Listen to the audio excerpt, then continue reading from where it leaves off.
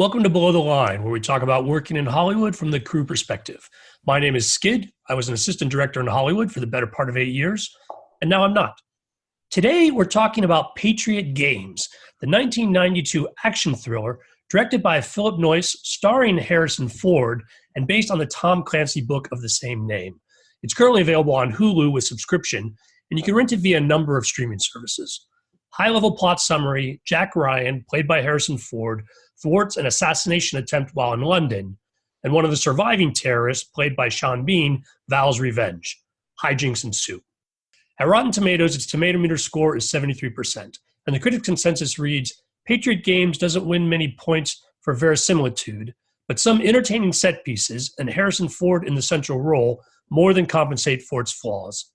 But as always here on Below the Line, we're not focused on what the critics thought. My guests today all worked on the film. Let me welcome Dennis McGuire, the first assistant director. Dennis, welcome. Oh, happy to be here. Now, Dennis, you started as a DGA trainee back in the early 80s, and you worked as an AD for more than 3 decades with more credits than I have time to list. What are you doing now? Right now, I'm actually, I got several projects I'm involved as a producer, and actually just submitted one to a financial entity this morning, which locally here in New Orleans. Well, Dennis, thanks for joining us today. Next, returning to the show is Annie Ellis, Stunts. Annie, nice to see you again. Good to be here. It's good. Annie, last I checked, you had 146 stunt credits on IMDb. I know that by the time this show airs, it'll be higher than that. Always a pleasure to have you on the show. Always a pleasure to be here, Skid. It's a lot of fun. Well, thanks, Annie. Been looking forward to this one. Okay. Finally, we're joined today by Craig Hosking, who is credited on Patriot Games as both helicopter pilot and stunt performer. Craig, welcome to Below the Line. Hi, thanks, Robert. Thanks for having me.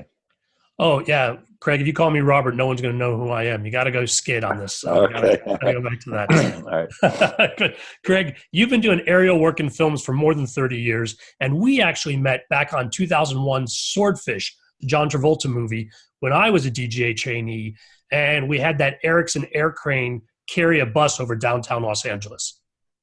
That was probably one of the most epic shots ever in downtown LA. We actually had a real sky crane helicopter carrying a real bus down city streets and malls that had been evacuated. It was epic. So you were part of history there. Well, Craig, that's a movie for another podcast. I hope you'll come back when we do our Swordfish episode. But for today, let's turn our attention back to Patriot Games. Let's start by talking about how each of you got involved with the project. Dennis, why don't you start us off? Well, actually, I got a call from my father, who was one of the producers on Patriot Games, and he asked if I would interview with Phillip Noyce, the Australian director, and it was going to be Philip's first American film. He'd come off of Dead Calm in Australia. Reiterate that it was just a joy to finally work with my father. He had been a very successful assistant director early in his career, and it was just something that I wanted to do. And I had avoided for many, many years because of the whole thing in Hollywood about nepotism. So I just never did it, and then finally jumped at the opportunity because I felt he was coming to the end of his career, and I didn't want to miss out on the opportunity because he had worked with his father and had a good working relationship with his father. And Annie, how did the Ellises get involved as stunts? I got involved through nepotism. My brother was coordinating the film, and he brought me on. I got to double. It was fabulous because I got to double both the bad girl, which was Polly Walker, and she wears different wigs, so that was really fun. And then Ann Archer was Harrison's wife, and I got to double her. But regarding the nepotism, we're the only backwards family where my dad got in 12 years after me. He was like a motorcycle racer, surfer, so he got in later, but he could pick up anything and do it. So yeah, it was me and my brother. And what about you, Craig? When did you get the call to join this crew? Well, I'd been friends with David Ellis, of course, Annie and Dennis for years, it seems. And so it's kind of one of those things. I actually don't remember which one of those or many other friends in the business contacted me and pulled me in. It was probably Dennis, just because he was kind of the lead on the project as the AD. Yes. Craig and I had worked several times before, and we had met on Thunderheart. And I was just incredibly impressed with Craig's demeanor, and David and I thought the world of him. So when the project was being put together, I actually promoted Craig very heavily, even though my father and I had worked several times with another famous pilot, Jimmy Gavin. I just felt that Craig had the demeanor to work with Phillip, and the wherewithal to kind of put the stress aside of this picture. It was pretty massive undertaking. We shot, in England, Annapolis, Yuma, Arizona, and all over Los Angeles. So there was a lot going on, a lot of moving parts.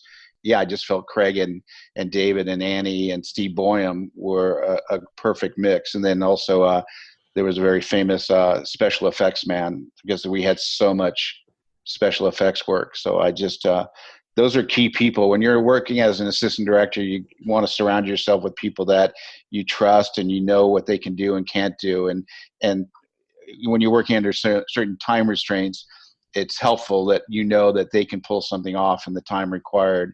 And they'll also be honest with you and tell you, well, can I have more time, or is there something you could do and let me do something else while you're trying to set up that huge action sequence. Well, Dennis, you listed some of the locations where you shot. I want to come back to that and talk about some of those action sequences as well. But first, let's talk in a little larger context. Tell me about working with Phillip Noyce. This, as you mentioned, his first American film.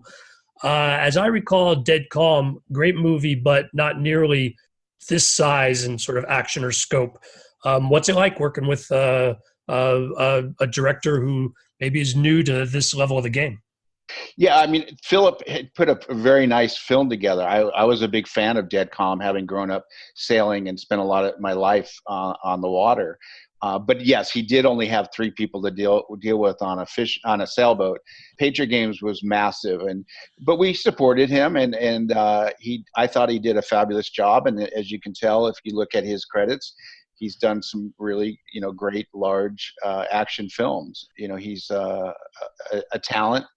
I was hoping to do the next film, Clear and Present Danger, but I was delayed on a project, so I missed out on all that. And I know Craig and Annie and David were on it, so I was disappointed that I missed out.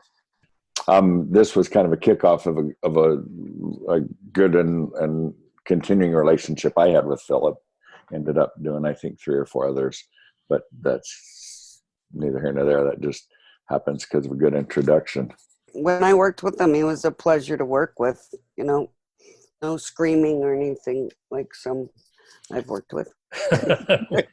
we won't name any names, but that's good to hear. So beyond the director, what was it like working with the cast on this movie? Annie, earlier you mentioned doubling for both Polly Walker, who plays one of our terrorist villains, and Ann Archer, who was playing Kathy Ryan. Yeah, they were both a pleasure to work with, and I love working with Harrison. I actually have a great picture of me in a bright red wig and with Harrison. That's one of my favorite pictures I have. But yeah, they were all a pleasure as far as I can remember. It was just an all-around great experience.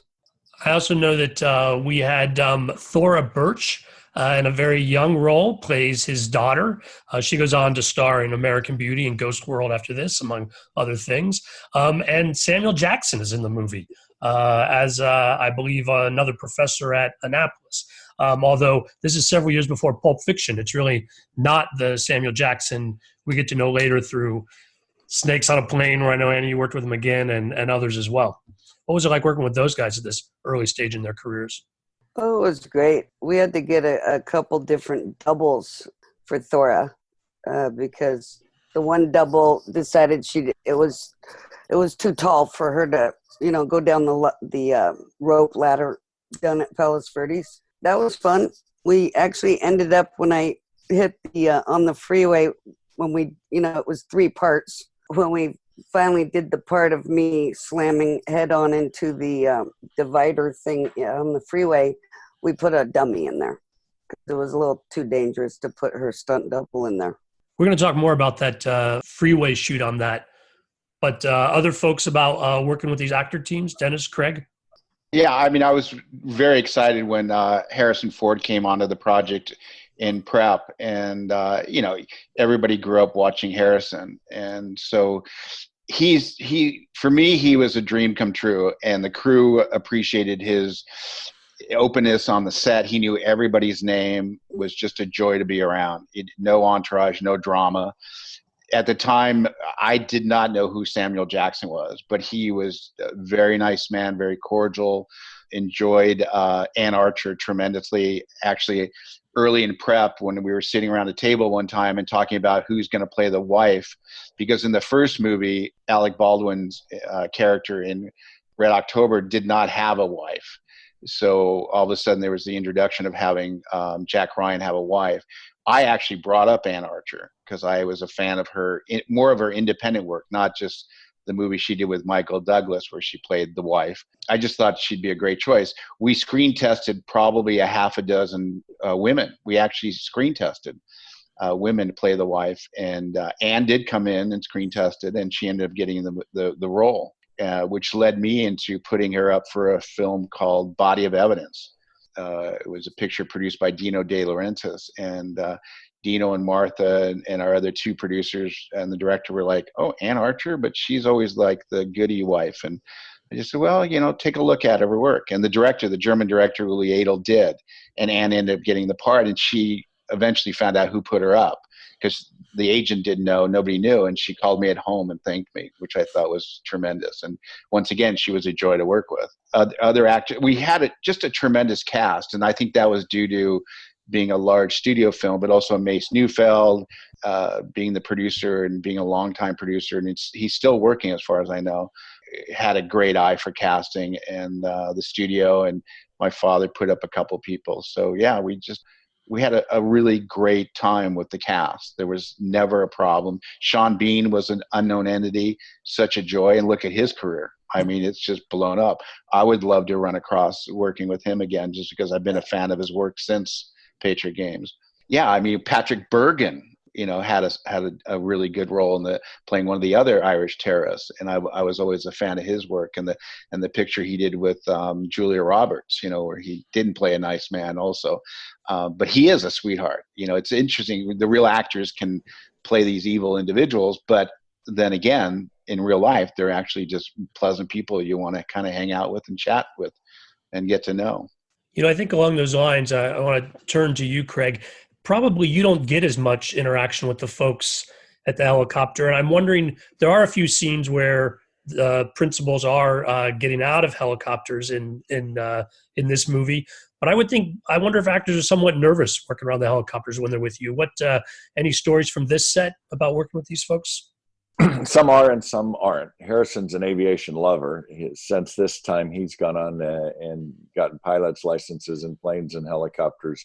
He's become very active in the amateur flying community, part of the Experimental Aircraft Association, Aircraft Pilots Owners Association. So he's become a very big advocate for general aviation, as well as an accomplished pilot. So that's been fun to see and know him during this whole transition from construction worker to actor to a very successful movie star and very successful as a pilot. He's just the opposite of what you expect. He can't wait to jump on board and away we go. And in other movies, Clear and Present Danger, he was hanging from the skid of a helicopter without a safety line and really went for it. So he's great. Others are not so. There's a little bit of a stigma sometimes around helicopters in our business. Some people don't even want to get in them, but Harrison was just the opposite. Some insurance person's going to hear that thing about hanging without a safety harness on your skid, and their heart's going to drop, Craig. So I think we're 20 years into 20 years into deniability. We're past the statute of limitations on that. Well, Skid, I put a very famous producer in his Suburban underneath Craig's helicopter in Miami on a film, just to get Sharon Stone to bring the Mustang, the 65 Mustang convertible with she and Sylvester Stallone closer to the helicopter because she was afraid, but Sly wasn't. But so to make her feel comfortable, I had Jerry pull up and literally he was parked underneath the helicopter. And Right. Craig was literally on the deck. So we're like, okay, here's your producer underneath. Jerry will drive down in front of you underneath Craig the whole way. And that got her to do it, because I have such respect for Craig and Craig's ability. And that's one of the reasons why I always fight for somebody like Craig to come onto a film, because I know he can give the director exactly what he wanted. And Craig did, because we tried it with a local pilot on The Specialist, and it was amateur hour to the max, and the director was in tears and dailies, and the producer felt so badly. He came up and said, okay, so who is your guy again? I said, it's Craig. So Craig rushed down, did the shot. We did it within Craig, an hour? That took the other unit a whole day to try and shoot, and they never got close to what the director wanted. Never. Yeah, that was one of those. Dennis calls on Wednesday afternoon, and by Thursday afternoon we're there shooting the shot, and by Friday I'm back home. Yeah. And so the producer, Jerry and RJ Lewis, his producer, they were just like so grateful. So after that, they always trusted me when I said, I need somebody. They never challenged me after that, because they saw what Craig did. And it's the end shot in the movie. It's fabulous. And one of those things that you always remember. When people like Craig and Annie and David and all these other stunt people I've worked with in my career are on the set, I don't worry about certain things. I think the accidents have happened when people are put in positions that don't have the ability and the knowledge that they have in the stunt world. And that's why in my career, I've always fought for people like Craig, people like David Ellis. If you look at my credits and David's credits, you'll see there's so many matching credits, because, I fought my father for David Ellis. He wanted Vic Armstrong or Terry Leonard or people like that. And I've worked with those guys and I adore them. I did Rambo 3 with Vic Armstrong, a very famous stunt coordinator, second-year director out of England. And Terry Leonard is legendary in the United States. Great guy to have on the set. But people like David and the people he brings on board, and the people like all of Craig's pilots, they're all just great human beings to be around, and the safety's there, and they bring so much to the table. And the directors are always happy, because they're making the director's movie, not their own movies, is the other key. I've worked for some people in the stunt world, they're making their own movie, and it's not what the director wants. Well, speaking of Patriot Games specifically, there are a lot of stunts and a lot of helicopter work. Although if we're going in rough order of the movie itself, I want to start with the London sequence, and I don't think there's any helicopter work there. But for listeners not familiar with the movie, it opens in London. Jack Ryan is over there making a speech. He's there with his family on vacation, and there's a huge scene where a member of the royal family is attacked by Irish terrorists. What was that like filming in London? Well, we actually couldn't blow up the royal car. It was supposed to be Princess Di. In the book, it's Princess Di and Charles. But of course, everybody said we can't do that. So early on, the screenplay never had them. We just called it a royal family couple. And so we had to go up to Greenwich, which is north of London. And we were at a very famous naval college that we controlled. I mean, we had full control of all the streets, all the area, all the people you see in the background are background artists. And so that's where we blew up the car, and just had a great experience there. And Harrison, you see Harrison near the explosions, and we walk, you walk every actor through, and you say, here's the parameters, here's the safety zones, and with lenses and whatnot. And Craig knows this, being a second-year director, even out of a helicopter, you can make things look so much closer than they actually are, and people are not next to the car. But if with lenses and angles and whatnot, you make it look like Harrison was right next to the car when it blew. Exactly. Yeah. And Annie's always the one that's stuck near the explosion, because David always abused his sister. Yeah. I mean, how many brothers will have their baby sister take a Porsche at 70 miles an hour and run it into the water-filled yellow containers that they stick at those apexes? David does that to Annie constantly. Yeah, not just in this movie, although we'll talk about that scene in a minute. Annie, what was your role in the London work? What stunts were you doing there? I actually was not in London. Oh, you didn't do the London part? Nope. So Dennis, you're pretty much there on your own then, it sounds like. Right. I didn't even, they asked me not even to take my second. Even on a large studio film, there's certain cost cutting things. And we did shoot for multiple weeks over there. So it was just a combination of trying to, save money. And I had great British second ADs that actually worked for me eventually on other projects.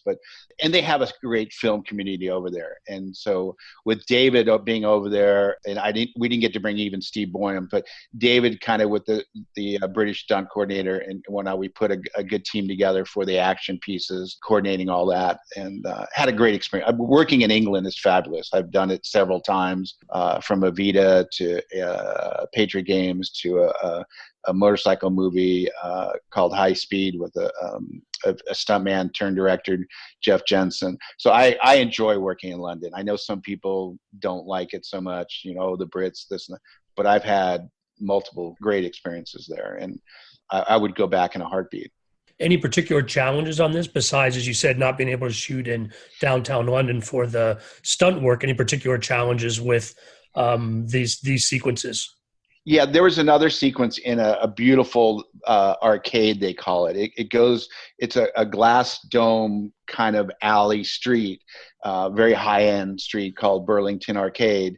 And we had to shoot that on a weekend. And I had hundreds of extras, background artists, and had Polly Walker, the Irish terrorist woman, working there. So she was well known in England. So we had crowds watching us, multiple cameras, a bit of running, and that leads into the little bookman who you could double for, running across the street, going into the tube. The tube was a great experience because they actually gave us the tube. But the day that we got to have the tube was the day of the World Cup in rugby, and England was playing Australia. So I had had an Australian director and a British crew. So half of them were trying to sneak into pubs to watch, including the director, because he played rugby. Phillip is a huge gentleman. So it was a difficult Saturday trying to pull off that whole sequence with everybody running around trying to see what's happening in the football match. I mean, the rugby match. So it was quite huge, and half my staff too. So, and I had hundreds of extras. So it was just one of those days going, where is everybody? And I kept forgetting it's the rugby match. It's like, oh my God. Yeah. Do you remember who won? Yes. England did win. England. So Yeah. a sour director. So Phillip took a lot of grief and aggravation, but being the only Australian on the crew. Well, actually the DP also, Don McAlpine, who was a sweetheart. But we had a great experience in England, and we shot at Pinewood. That's where they do all the Bond movies, and it's 100 years of film making out of Pinewood. And I've also been fortunate to work at Shepperton, which is another beautiful old studio there also. And everything we got to do in London was a joy, and it was fun to work the streets of London. I mean, you work the streets in different countries. I mean, New York's unique. LA's easy to film because it's, the hub. New York's not as easy to film. Chicago is a little difficult. Toronto. But once you get overseas and you're shooting in London, you're shooting in Spain on streets, or even Budapest. I had a sequence in Evita where I had 2 days. I took up 5 blocks with 4,000 background artists doing a funeral procession. So that was unique. And so it's always fun to go overseas and shoot in major cities and basically tie them up, shut them down, and create a world.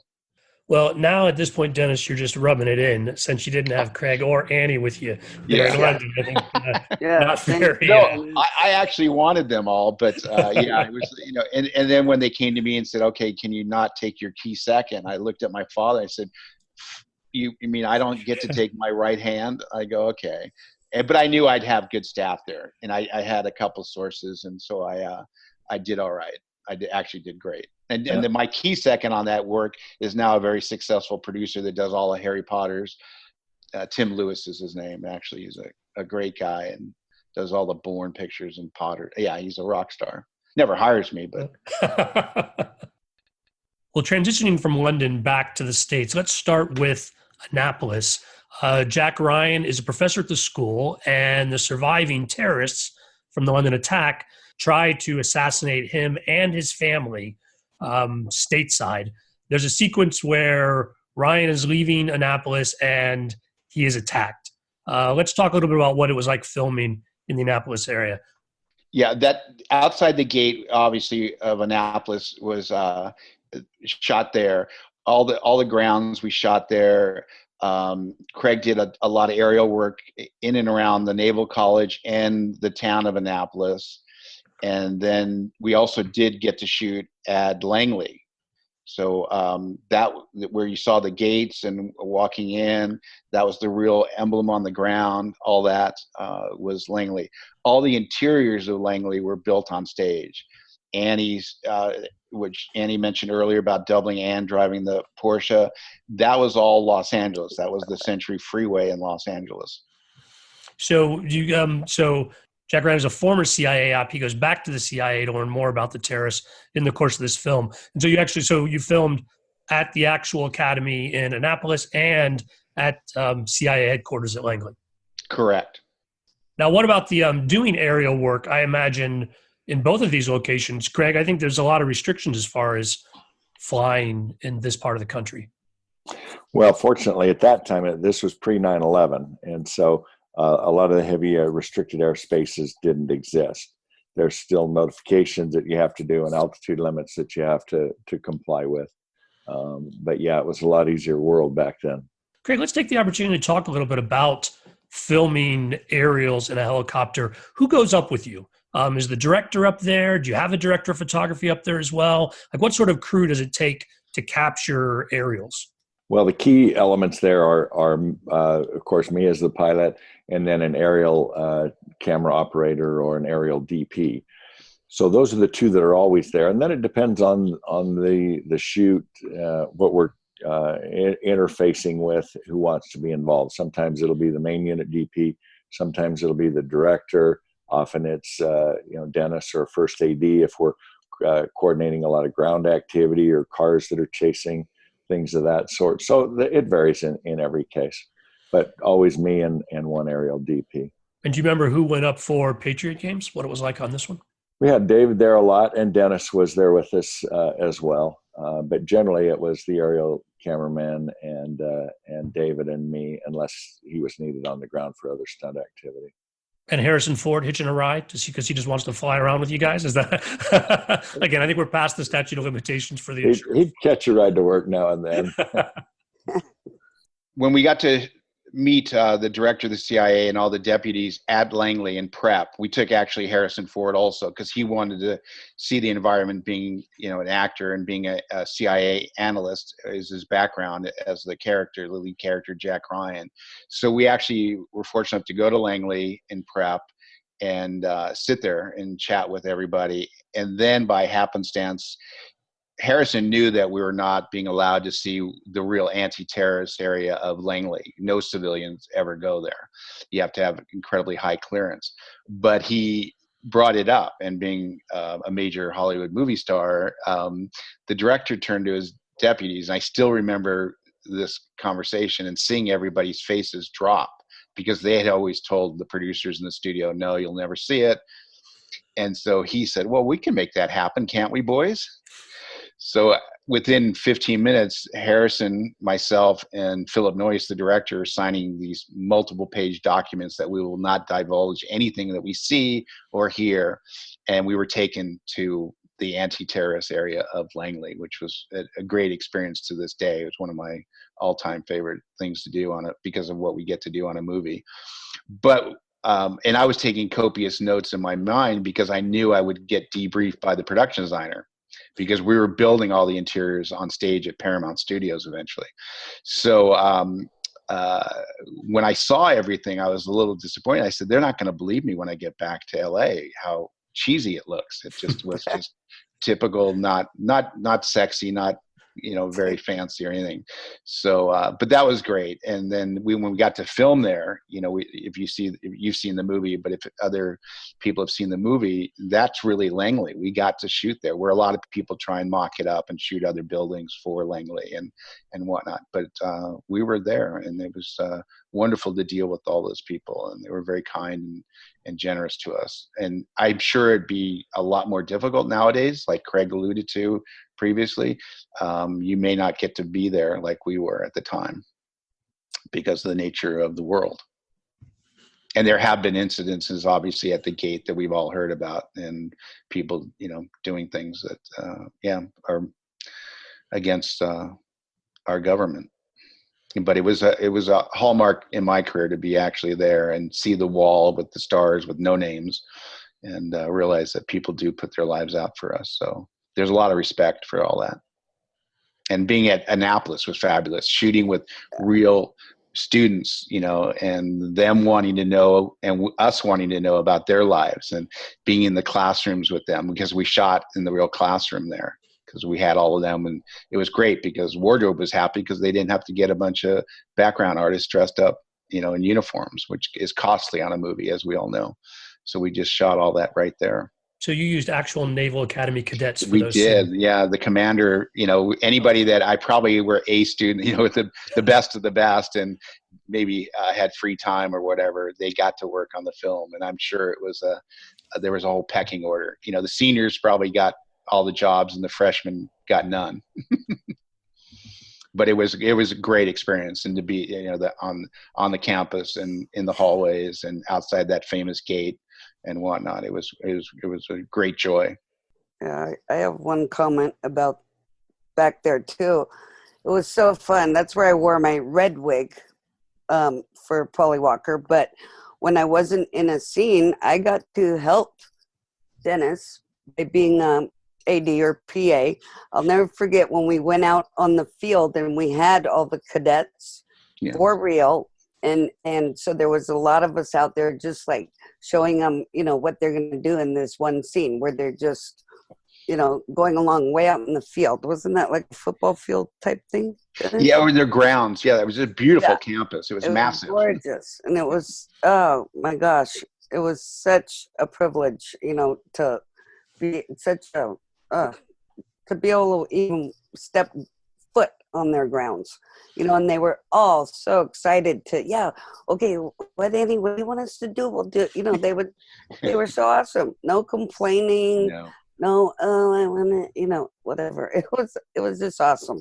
Fabulous. It's a change for them from doing a lot of marching, and there are a lot of big fields at Annapolis, all the academies for all the marching that has to take place. So. And you got to remember that Harrison is so generous that he would chat with all them in between, where a lot of actors will run off to their trailers to avoid the crowds and interaction with, the regular folk. But he was so generous. He would just sit there and chat with them all and spend time with them. Well, let's talk about transitioning from the East Coast back to the West Coast. Dennis, you referenced sort of building the sets on stages at Paramount. And so there's a lot of that work that folks take for granted. But let's also talk about some of the larger action sequences and what you did in LA. We've talked about the freeway driving where terrorists are trying to assassinate Kathy Ryan with her daughter in the car, driving a Porsche on the freeway. Tell me more about this scene coming together. Fortunately, at the time, we got full access to the Century Freeway, which was not open yet. It was not quite complete. So we had several miles, if I remember correctly, Annie. So we had base camp down below underneath the freeway, and we had our own ramp that we just kept going up and down to get on and off. And I had, I think, Annie, 150 cars at least up there, besides our actor cars, the Porsche that Annie would drive at times, or other times we shot Ann Archer driving, and then Harrison Ford in the family station wagon, which I always laughed at because Mom had the Porsche, Dad had the station wagon, but it was classic. Well, and Mom is a doctor, and Jack Ryan is just a academy school teacher. At this point. So, but that was fabulous. And then, as Annie said before, in Palos Verdes, we built the exterior of the house that we could go in and out of. So that was supposed to be the cliffs overlooking the Chesapeake Bay, but we built it in Southern California at the old Marineland property, which is now a golf course and all that. We had great experience there on the cliffs. We shot quite a bit of work there. And then, but the freeway was logistically even though we controlled it, it was just a lot of moving parts because I had people on both sides of the freeway and a lot of high speed work, we call insert car work. And then eventually Craig was doing helicopter work with David and Annie and Steve Boyum, our other coordinator that would help David playing one of the terrorists too, that shoots up the Porsche. The benefit of having people like Craig and David also, for a first unit to shoot everything, you just add more days. And a first unit's usually so massive that it's very expensive. So having people like Craig and David and great second unit people, you can push off work to them and they'll do it at a high level and can do it faster and cheaper than me dragging makeup and hair and wardrobe and constant, it just slows things down when it's such a big unit to take off and get. But they did a tremendous job because we did all the large sequences where you saw both actors, obviously. And then once you got into a lot of the heavy action, that was Craig flying, David on the ground, Annie driving, all that. So it was just one of the better sequences in a film, the driving sequences, when you've got people coming and going, because you had Harrison going towards the action, you had Ann Archer's character driving towards Harrison, so it was just a lot of logistical nightmare being on two sides of a freeway and how to get both sides shot out. Annie, talk more about that stunt, just that whole sequence where they're firing a machine gun from a van at a Porsche, shattering the window, in and out of cars, and then eventually driving head on into the divider. I mean, Annie, Yeah. honestly, I'm surprised you're here to talk about it. I mean, it was ridiculous. Yeah, no big deal, Skid. The cool thing I was just thinking when Dennis was explaining all the freeway, it was that, what's the number of that freeway? It's the 105, isn't it? The 105? The LAX. Right. And they were still building it. And I could think of 4 big films that I've worked on where they get so lucky that, it's not as big a deal. Like the 118, before it went through all the way through to Thousand Oaks, we used on a big film, Mel Gibson thing, going the other way to the 210. Like, they're so lucky that they get that when it's being built. But this was a really fun thing, actually, because we got my sister Shanoa got to work too. She got to ride passenger in a car, and then they shoot out the back windows. The double for the little girl screamed when they did that. I was like, scared the shit out of me. But I was like, whoa, what are you screaming at? Like, she knew they were going to do that. But then the next take is I go all the way across every lane, and at the last second, I turn my car so that your cars will hit door to door. And that was in my dad's car. So I got to go crash into Dad, and again, screamed and grabbed my steering wheel that time. Yeah. So the next shot was the head-on. We put a dummy in the car. And that's just for safety reasons. You do not, A, I'm not going to get my steering wheel grabbed. But B, it's just, so much safer to do it that way. I'll never forget, though, it was weird how the windshield actually popped out. It didn't break. I had the back was already, of course, shot out. But the windshield, when I hit, it actually popped out. It was a trip.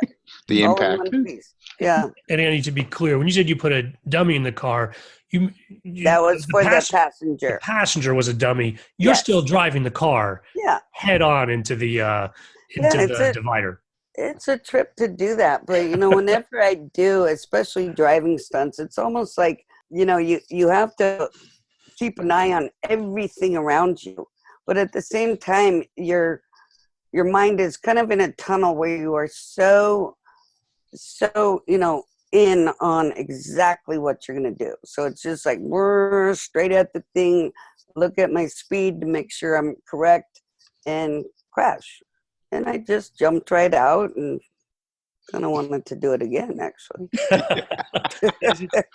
Is it a specially built car for that kind of stunt? In other words, you have extra reinforcement inside, like a racing car, these sort of things, or you're not just pulling a Porsche off the shelf? They, of course, reinforced stuff, but it didn't have like a roll cage in it. But they did do some reinforcing in it, definitely. Yep.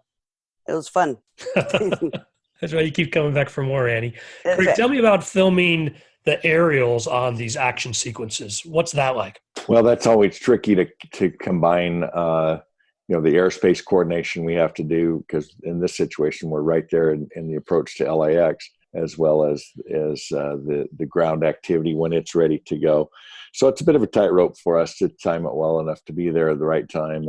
And often LAX is trying to feed us right in between their approaching traffic. So it's a busy environment. I've got one radio to Dennis on the ground, and I've got another radio to air traffic control, and I've got an intercom with the director and the aerial DP. So it becomes quite a mental audio overload. And then you're just subconsciously flying the helicopter because of years of experience and lining up the shot while all those things are going on. So it can get pretty busy in there. Big division of attention kind of a thing. Another question for you, Craig. Tell me on this, if, as I mentioned at the start of the podcast, you're credited as both a helicopter pilot and a stunt performer on this film. If you're in camera, in other words, if we're seeing a helicopter and you're flying it, is that when you're credited as a stunt performer, or is there another aspect where you're working under the stunt contract? Well, I've done a bit of both. In this one, it was all related to flying the aircraft. But yeah, I've done a little ground stunt work as well. Certainly not crashing cars into dividers, but I did crash an airplane into one once, similar to what Annie was explaining, on purpose. Yeah.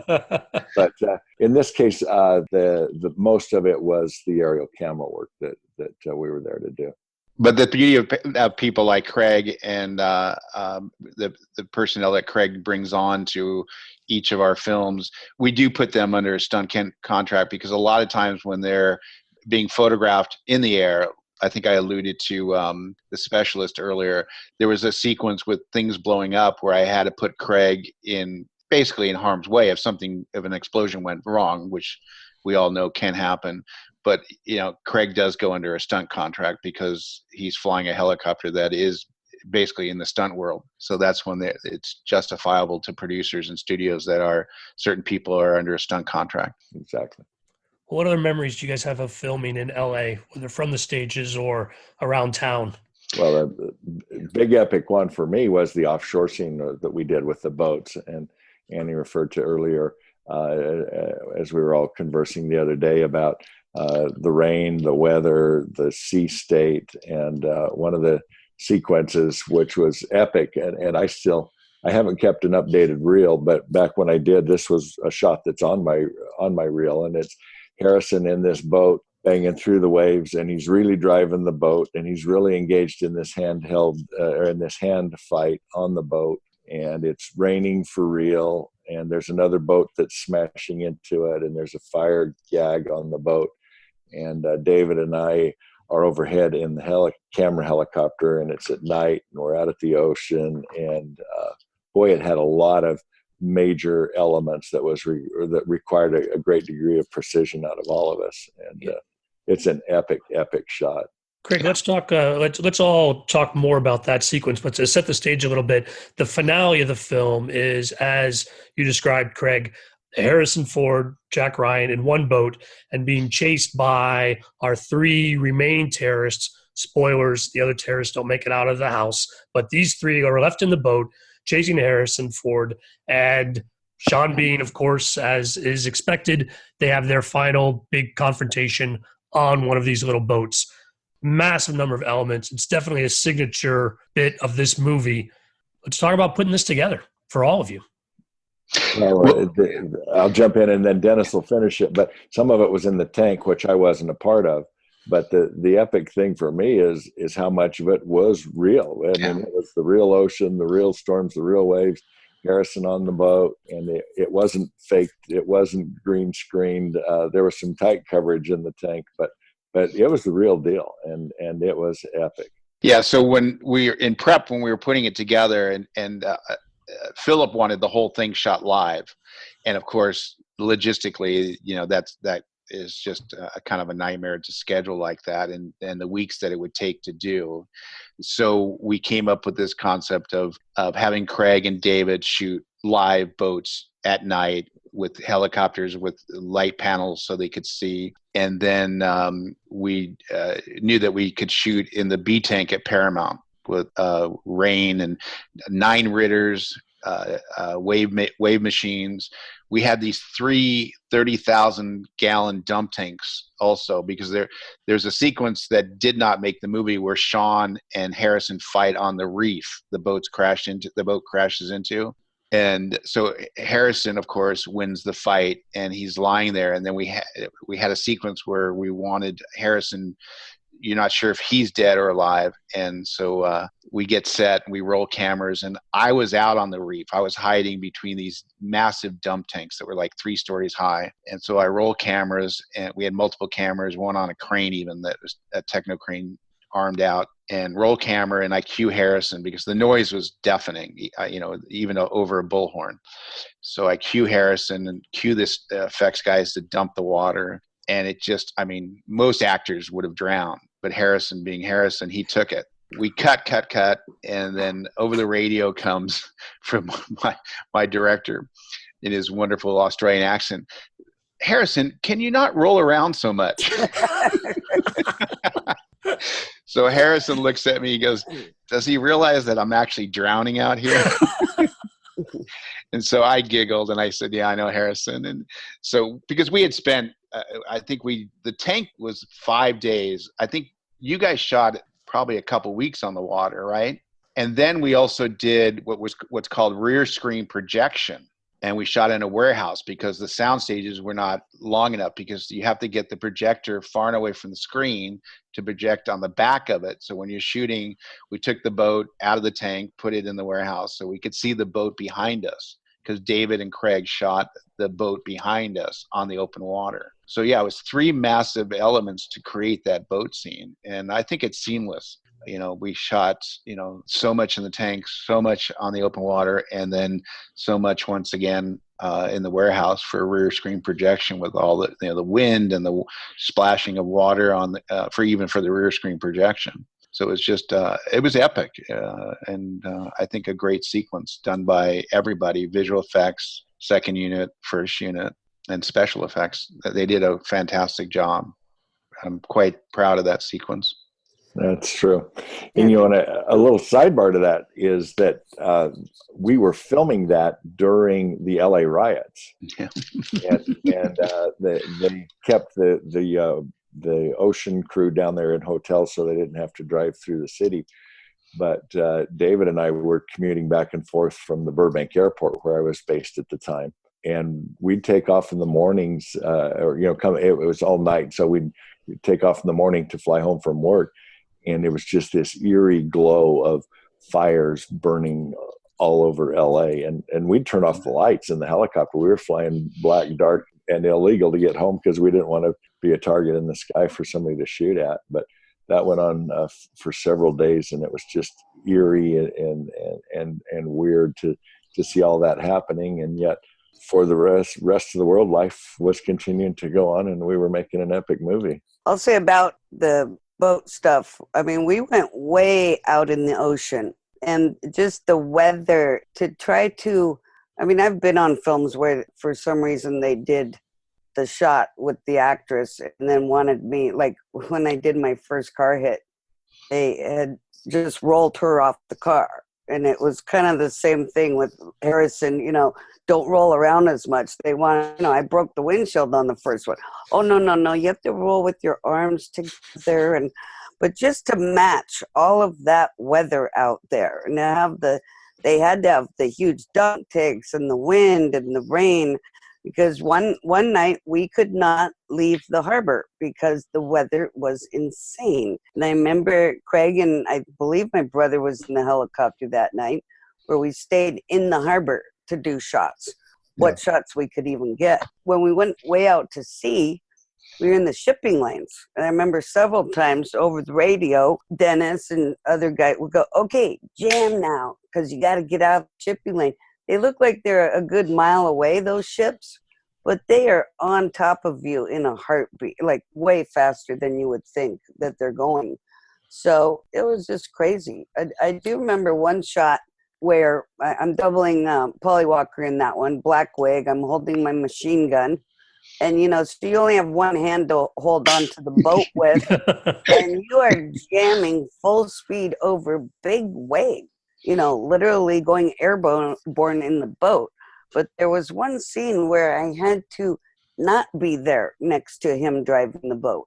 So I had to go and hide behind the back little chair in the boat. And that was a little bumpy. I thought I was going to fly out of there, but I had to just hang onto the chair and just go bam, bam, bam through the ocean.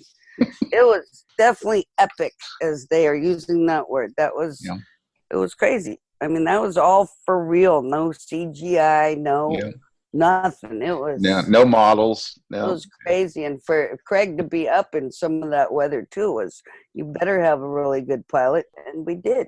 So it was awesome. So a question about the weather on this one. Dennis, the storm is practically a character in that scene. I presume it's written, you want that with the storm. How do you schedule these kind of shots with storm? Like, in other words, how do you guess that there's going to be 2 weeks in LA where it's storming every day? Or are you trying to create as much of that as you can? We did create so much of it because we, with the filmmaking, as you know, and you've had experience in it also, you want to take out a lot of what ifs and not wait. There was a thought of going up to the state of Washington and shoot in Puget Sound. And then there's also limitations about that. And, do you sit around and wait for storms or whatnot? So like I said earlier, we built the exterior of the house. So we did do practical rain there. We shot in the B tank. So the whole B tank of Paramount, the 1 acre B tank, was rigged with rain and to create that storm with the Ritters and the wave machines and the dump tanks. And then Craig and David and Annie and all the other stunt people out on the open water. A lot of it, didn't happen in the rain, obviously, because we couldn't always predict. But as we were shooting in winter, because we were even cold doing the B tank. I mean, Harrison and I were wet for 12 hours a day, 5 days straight. He one time, he needed to go back to shore, as they say. And so I had the little Zodiac come out, pick him up and take him back. And when he came back, I grabbed him, to help him back on the reef. And he goes, "You're freezing." And I go, yeah, it's cold. And he says, "You never leave." And I go, "Well, if I leave, we're going to be here for weeks on end." So I go, "We got to keep driving this thing." And fortunately, he was a champ. He never said, "Oh, I'm cold, I want to go home early." He stood right there also. It's like, let's go, boys. We're ready.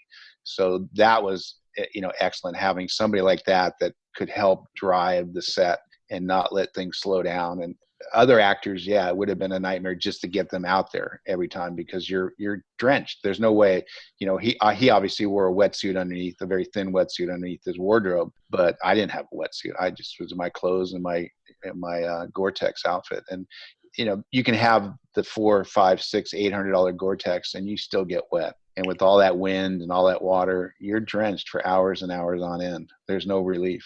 It was a whole thought process went through to create that sequence. Do we sit in Puget Sound waiting for storms constantly? And of course, Paramount was like, no, we're not going to let a film crew sit up there and wait for it and shoot a sequence like that on open water with actors and whatnot. So that's why eventually, through multiple meetings and everybody talking and people like my father that had vast experience and whatnot, breaking it up into three bits to create the real sequence. I mean, Dennis, I know it's hindsight now after many years, but in retrospect, do you think another line in the budget for wetsuit for first AD might have been a good idea? Yes and no. Because there's, you just kind of, mush through it. I have worn wetsuits on other, for other sequences, other movies, creating, hurricanes and whatnot. But it's part of the filming process. And knowing that the actors there with you, like a Harrison, I felt more for him because he was a champ getting beat up constantly in the fight because we also had that ship in the B tank, even on a gimbal. So it's not like they were just static, and that ship was also going up and down to create an effect, and having all that wind constantly blowing in the water. He and Sean were awesome. And Patrick, yeah, like I said earlier, we got lucky. We had such a great cast. Everybody, even little Thor, I didn't know who she was at the time. And once again, to see her career soar afterwards was great because she showed up every day prepared. You never know with child actors. Some are professionals. Some, I think they're being pushed along by mom. So they get tired really easy. And then you've got to schedule around that. But not with Thora. Ann Archer, like I said, I thought the world of her. And that's why I put her up for another movie. I just thought she was a wonderful person. And I'm kind of sad that I don't see her as much in film. I'm not sure if she chose to not work as much. I know she had children, but they must be all grown now. So Hollywood can be fickle on that. Correct. And not easy on women as they age. But she was just, I don't know, Annie, how much dealings you actually had with her because you were covering her. So she was probably not around as much. But she was great. Yeah, 3 films I worked with her. She was awesome. Yeah. So you just, you get around these people and some you just adore and they're real people and they show up every day and they work hard and they don't run off to their trailers and they actually know the crew members' names. Well, great cast aside, though, from the stories you guys have shared, this sounds like it was a really hard movie to bring together. And yet, when we were talking about the podcast, just recording a podcast, it was you guys who suggested we talk about Patriot Games. Why has this movie stuck in your minds with such great memories of this experience? Well, for me, I got to work with friends and I got to work with my father on, I thought I had read the book actually even before I got asked to do the movie because I was a fan of the book, and I was able to influence production to have certain people on. So I got to surround myself with real friends, not only film friends, but true friends, and go off and make an epic movie. And I think it, as much as maybe Rotten Tomatoes only rates it at 73, I think it deserves a little bit more than that personally. But that's just me, because we went through this. All 3 of us went through, I think, a pretty amazing experience. It's one of the reasons why I have the poster on my wall is because I'm proud of it, proud of the fact that I got asked to do it. And I'm happy that I got to work with great friends and great talented friends behind the camera. Yeah, same for me. I'd had an ongoing relationship with all of these people, and here we are, 20, 30 years, I don't know, however many years later, and we still call each other friends and see each other, and so it was just an epic project of that. But all of the friends are also top of the business in what they do, and so you can really put out a fabulous product when there's that kind of synergy going on. Annie, you joked about the nepotism earlier with your brother David as the stunt coordinator on this movie. Sadly, no longer with us. Where was this in his career? Let's see, what was this, 92? Yeah. I got in on Charlie's Angels in 77, did not get in through my brother. For my first 5 years, he said, you go, you meet all the coordinators, you learn driving and stuff, which I did from the best of them. Then I'll help you. I still have to this day a letter from my brother. He was on location on something and wrote me a letter saying, okay, it's 5 years now, so when I get back, I'm going to help you. We actually worked as stunt people side by side. I believe he was 4 years older than me, so I got in, I was 18. I think he got in right around there too. So he had a good 5 years on me in the business. But yes, it was fun doing stunts with him, actually. I remember one show where we had horse stuff, and horses was my big thing. And besides water, we grew up in Malibu, and, all of us surfed and stuff. But one job I'll never forget with my brother when he was still doing stunt work was a horse thing, and we're about to get on the horses. He said, Annie, come here. Quick, hurry, come here. Which side do I get on? He forgot which side of the horse to get on, and he rode on the beach, and he actually got a ticket for riding on Zuma Beach once. But yeah, so he was like, wait, which side do I get on? He didn't want him to look over and say, oh, that guy can't ride. He doesn't know which side to get on. So it was fun. Like the boys were saying, it's just so fun to work with family. I miss that tremendously. Just to work with my dad and my brother. And like I said, my sister was on that too. She didn't become a stunt woman, but David got her card and put her on a few things. It's just, to work with friends and everybody, you're comfortable because everybody is top of their game, as the guys said, and safety wise, we're all thinking about safety, which, I'm on the stunt and safety committee in SAG now, the national and local committee, and the accidents we've seen in the last 5 to 10 years, you got to really, as a stunt person, not take jobs that you can't do. I've told new stunt people, you got to be able to hit your mark in a car 50 times. I've had to do stuff. We dove out of a truck on Twister 18 times in a row. But with cars, you better hit your mark or you're going to take out people and cameras and the car and yourself. So it's just really nice to work with friends and people that are, everything's going to go safely. And it did. I mean, we did most of the freeway stuff we did in one take, blowing out the window, all that. It was one take on each thing. It was great.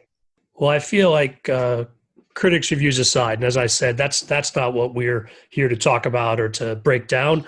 All of the work that you guys put in, the effort, it's on the screen. You can see as it comes to the movie and these sequences, it's all there. So credit to all of you. And, of course, the larger crew that's not with us today, but obviously was part of that effort as well. Thanks, guys. Very much so. Oh, no, thank you. Thanks, Annie, for putting it together. And it's always great to see you and Craig. Yeah. Likewise. Yeah, they're two of my favorites. Well, that's been fun for me too. Listeners, I'd love to hear what you thought as well. You can send email to skid, S-K-I-D, at belowtheline.biz. That's B-I-Z. I also appreciate your feedbacks via iTunes, where I review your ratings and comments, and Facebook, where I also post photos and other behind-the-scenes materials at Podcast Below the Line. And finally, follow the podcast on Twitter and Instagram. It's at Pod Below the Line.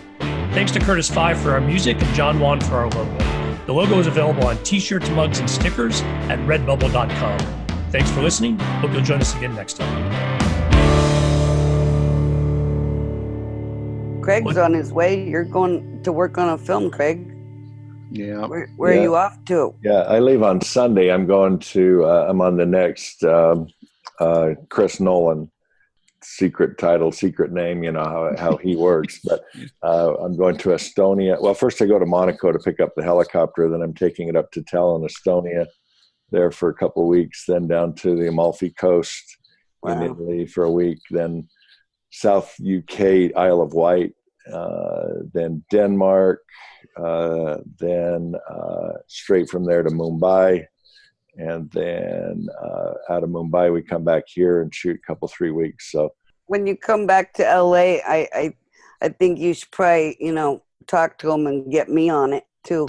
there you go. I was going to say, now who's going out of their way to make people jealous? Yeah, exactly. After that, Mike, I'm exhausted. I want to be, I want to be on that.